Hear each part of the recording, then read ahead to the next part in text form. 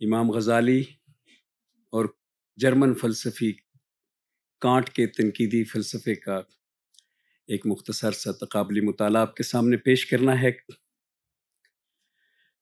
اور اس مطالعہ میں ہم یہ دیکھیں گے کہ یہ جو کہا جاتا ہے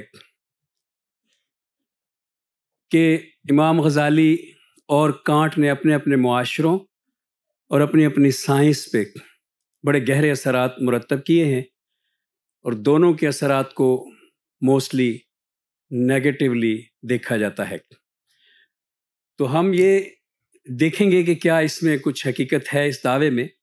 اس لیے ہم ان دونوں کا تقابلی مطالعہ سامنے رکھیں گے، اور ساتھ میں ہی ہم ان کے معاشرے پر اور سائنس پر اثرات کا بھی جائزہ لیں گے۔ علامہ اقبال نے the reconstruction of religious thought in Islam میں اس مسئلے کو چھیڑا ہے، اور غزالی اور کانٹ کا زیادہ تر جگہوں پہ ایک ساتھ ہی ذکر کیا ہے۔ سب سے پہلے تو اقبال نے یہ کلیم کیا ہے کہ غزالی اور کانٹ دونوں ایک جیسے فلسفی ہیں، اپنے حالات کی وجہ سے اور اپنے نتائج کی وجہ سے۔ یہ بات the reconstruction of religious thought in Islam میں لکھی ہوئی ہے۔ پھر ان پر تبصرہ کرتے ہوئے اقبال نے کہا ہے کہ جو غزالی ہیں ان کے ذاتی حالات، بڑا لفظ وہاں پہ پرسنل سرکمسٹانسز کا ہے، اور یونانی فلسفے کے خلاف ان کی جو ذہنی بغاوت ہے، دو ٹرمز اقبال نے یوز کیا۔ یونانی فلسفے کے خلاف ذہنی بغاوت کے لیے بغاوت کا ہی لفظ یوز کیا ہے، ریوولٹ۔ تو یہ کہتے ہیں اقبال کہ یہ سبب ہے غزالی کا جو اس نے کیا، غزالی کی تنقید کا یہ سبب ہے، اور کانٹ کا بھی اسی طرح اقبال سبب بتاتے ہیں، لیکن میں پہلے غزالی کا ذکر کرنا چاہتا ہوں۔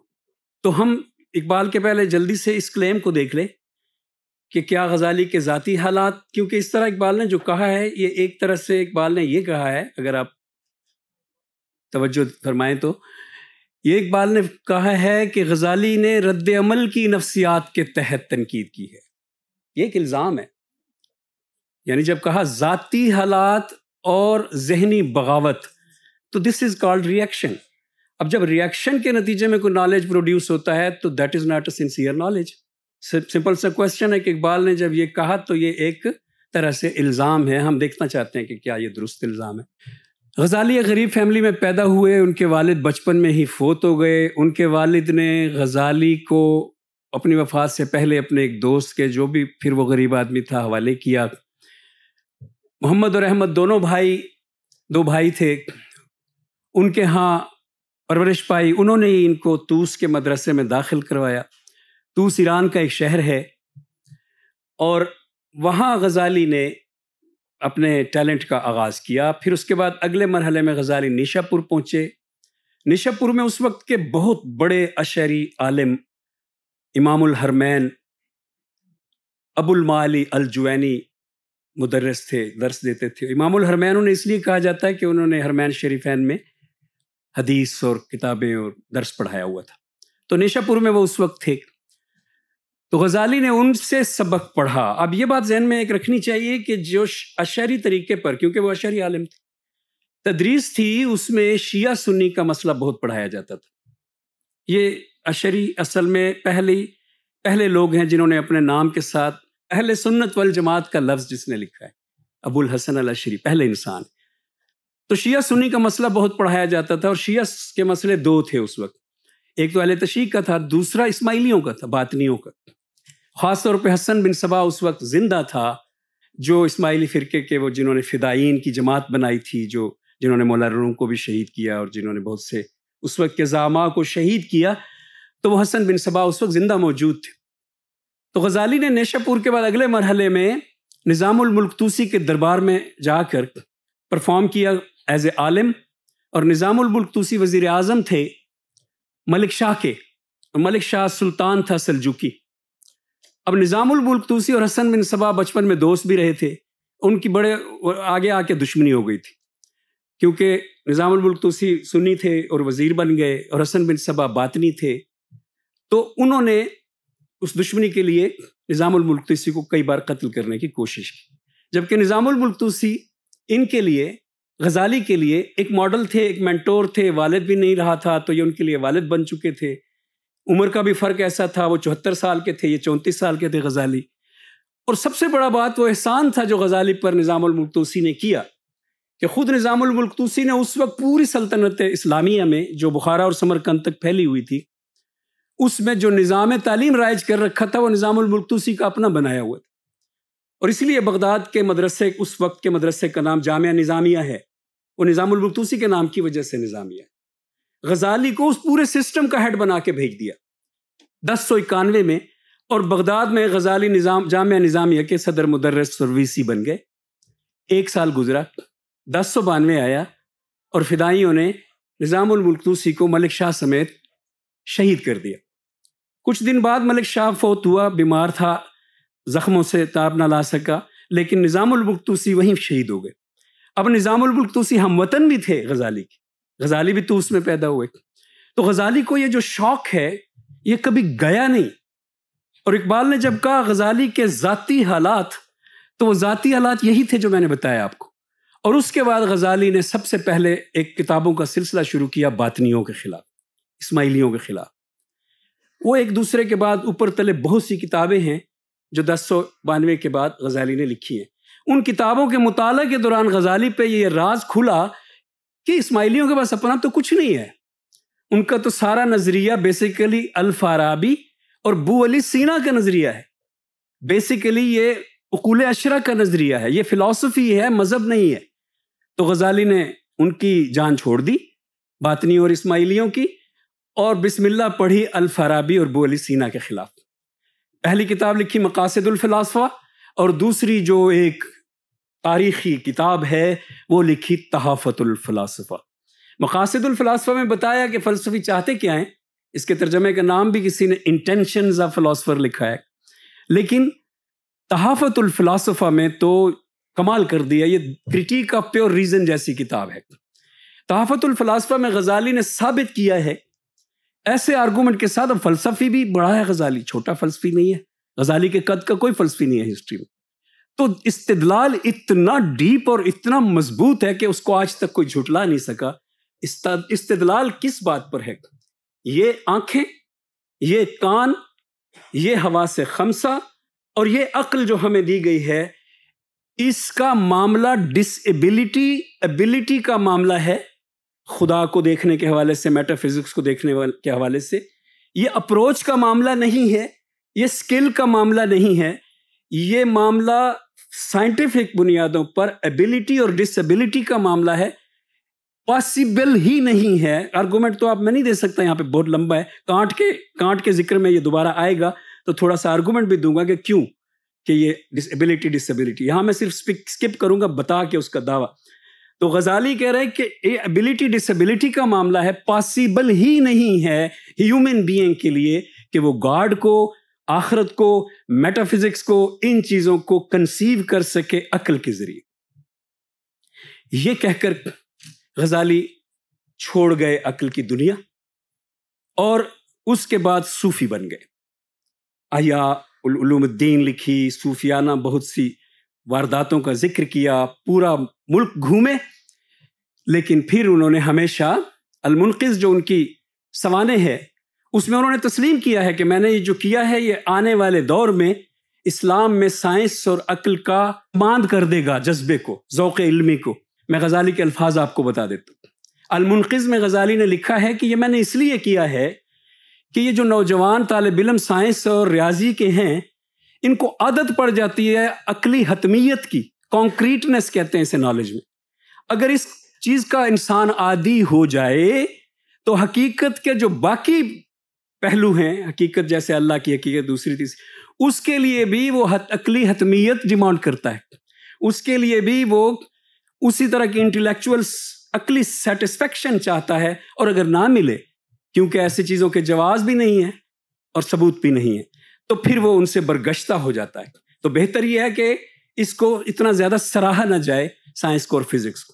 تو جو پہلا الزام ہے غزالی پہ کہ انہوں نے اثر ڈالا اپنے معاشرے پہ، وہ درست معلوم ہوتا ہے، لیکن پوری طرح اس لیے وہ درست نہیں ہے کہ غزالی 1111 میں فوت ہوئے اور 1252 میں ہلاکو خان نے سلطنت عباسیہ ہی ختم کر دی۔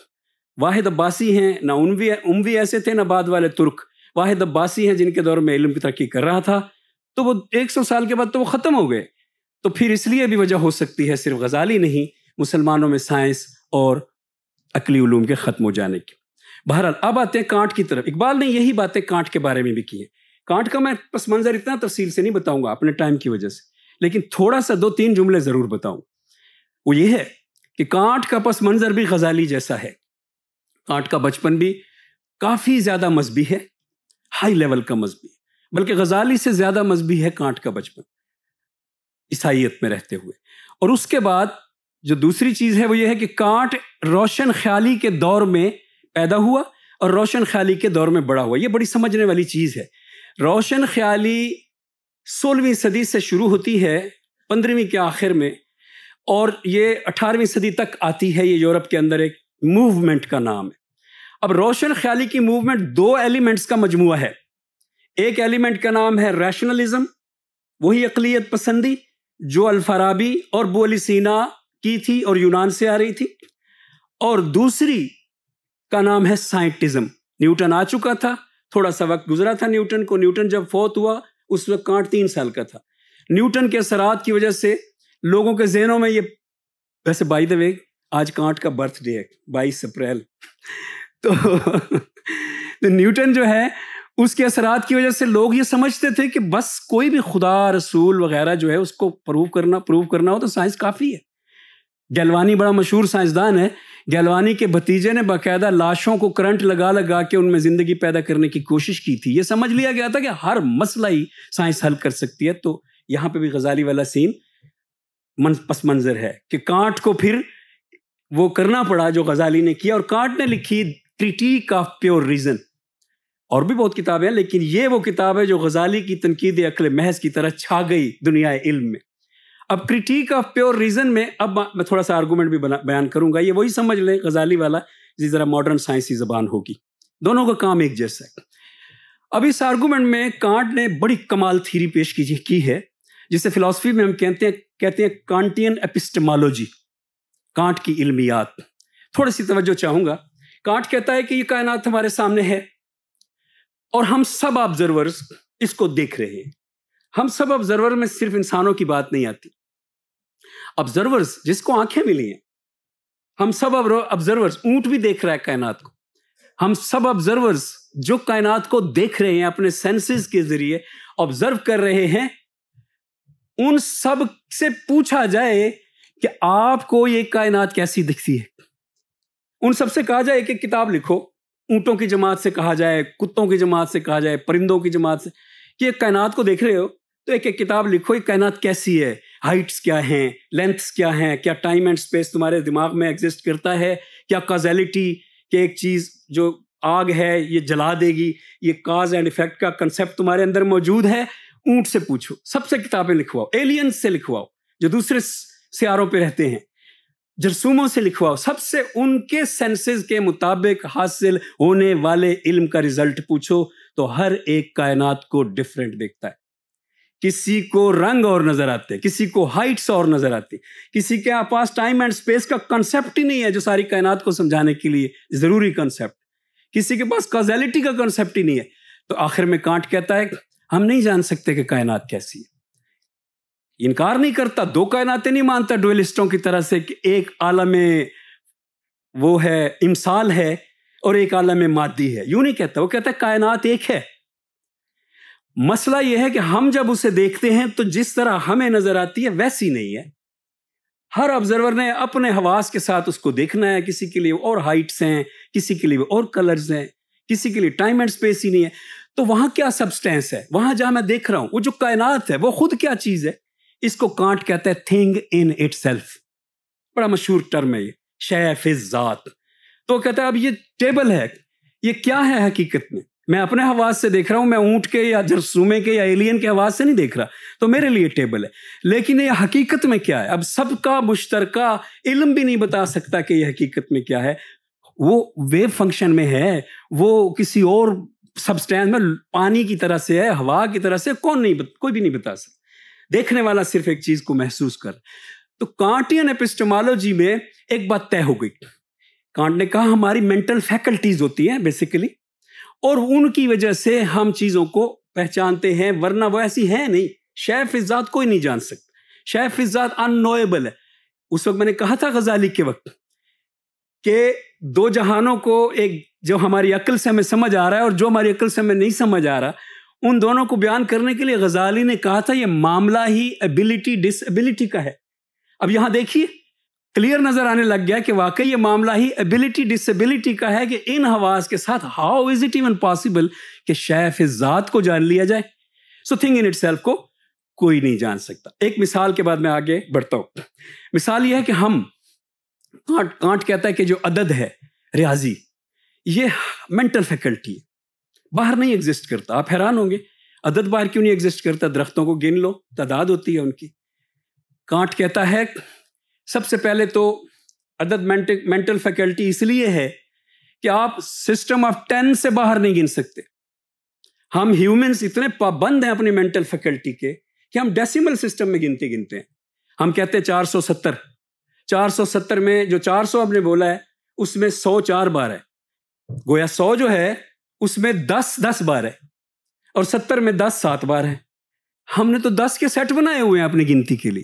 ایون کہ ہم ایک کا ہندسہ بھی جب کاٹتے ہیں تو 10 کے سیٹ کو نہیں بھولتے، ہم اس کو کاٹتے ہیں 0.5 0.5 جب ہم جمع کرتے ہیں تو 10 بن جاتا ہے، پھر 1 بن جاتا ہے. ہم یہ کیا کر رہے ہیں؟ یعنی ہم 10 کے علاوہ گن ہی نہیں سکتے. تو اگر ہمیں پوچھا جائے کہ اس کی ریزن کیا ہے کہ ہم 10 کے اندر رہتے ہوئے کیوں گننے پر مجبور ہیں، تو ہمیں کہا جاتا ہے کیونکہ ہماری انگلیاں 10 ہیں. سائنس کی طرف سے جو ہمیں جواب دیا جاتا ہے، ایولیوشن کی طرف سے جو ہمیں جواب دیا جاتا ہے، انگلیاں 10 ہونے کا تعلق ہمارے مینٹل ڈسیمل سسٹم سے کیوں آ گیا؟ جواب یہ ہے کہ یہ جب شروع میں ہمارے پاس نہ ذہن تھا نہ کچھ تھا، پھر بھی ہمیں ایک سینس تھا گنتی کا، درختوں کو ہڈیوں کو ہی گنتے ہوں گے آئی ڈونٹ نو، تو ہم اس سینس کو امبیڈ کرتے رہے آہستہ آہستہ، یہاں تک کہ ڈیسیمل سسٹم کی mental faculty over the 3-4 million years ہمارے اندر پیدا ہوئی ہے.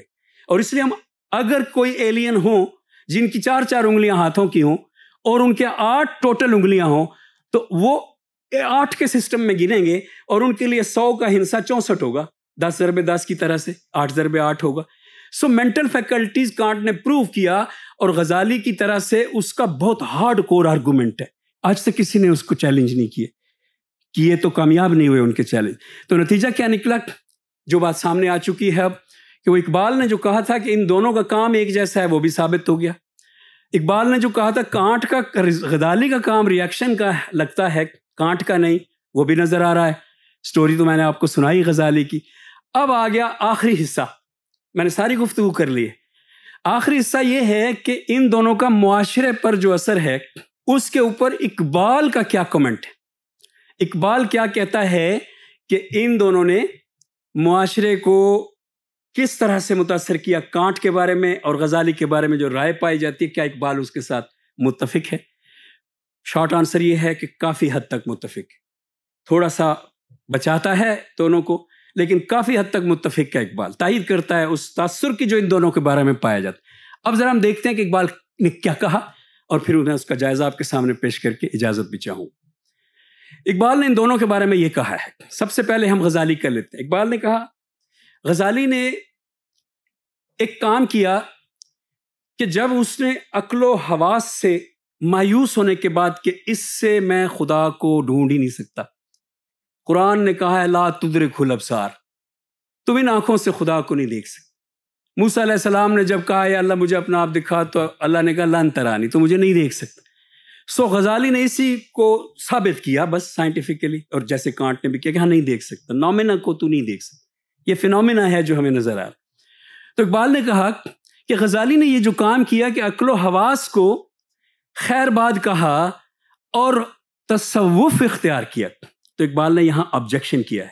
اقبال نے کہا اس سے عمل، غزالی کے اس عمل سے یہ معلوم ہوتا ہے کہ غزالی نے 2 الگ جہانوں کو تسلیم کیا ہے، ایک روح کا، ایک مادے کا، اور ساتھ میں یہ اشارہ دیا ہے کہ مادے کے جہان کے ساتھ اٹیچ رہنے سے خدا نہیں ملتا، اور صرف روح کے جہان کے ساتھ اٹیچ رہنے سے خدا ملتا ہے. پوری ریکنسٹرکشن اقبال کا جس بات پہ سب سے زیادہ اصرار ہے ساتوں کے ساتوں خطبات میں، وہ ایک سنگل بات ہے کہ مادی دنیا اور روحانی دنیا دو الگ دنیایں نہیں ہیں۔ غزالی کا یہی جب اعتراض غزالی پہ اقبال نے کیا، ساتھ ہی عیسائیوں کی مثال دی۔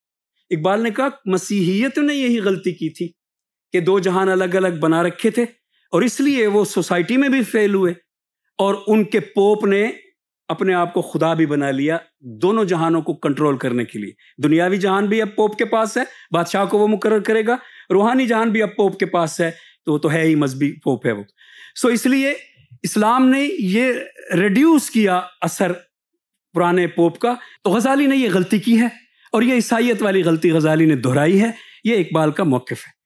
اقبال کا موقف یہ بھی ہے کہ غزالی کے اس طرح کرنے سے وہی اثر نکلنا تھا جو نکلا، اور المنقذ میں غزالی نے جس طرح اس کا خود خطرے کا اظہار بھی کیا، تو وہ اثر نکلا، اور ہماری سوسائٹی سائنس اور عقلی علوم سے اجتناب کرنے لگی کہ خدا ہمیں اس طرح سے مل سکتا ہے تو کیا ضرورت ہے اس طرح سے ڈھونڈنے کی۔ اب آ جاتے ہیں کانٹ کے بارے میں اقبال کا جملہ کیا ہے۔ کانٹ کے بارے میں اقبال نے بڑی کمال بات کی ہے۔ اقبال نے کہا ہے کہ کانٹ نے بھی عقلیت کا وہ ساختہ پرداختہ تومار ہمیشہ کے لیے توڑ دیا تھا جو غزالی نے توڑ دیا تھا ان علاقوں میں، کانٹ نے بھی وہاں توڑ دیا تھا، مگر کانٹ نے یہ جو کہا کہ اب چونکہ خدا کو یا اخلاقیات کو، بڑی اہم بات ہے، پاسبل ہی نہیں ہے خدا کو یا خدا کی بھیجی ہوئی وحی کو، اخلاقیات کو جو خدا کی ہے، پاسبل ہی نہیں ہے کہ ہم عقل کے ذریعے سمجھ سکیں، تو یہ ڈسکنیکشن ہے بائبل کے اور ہمارے درمیان۔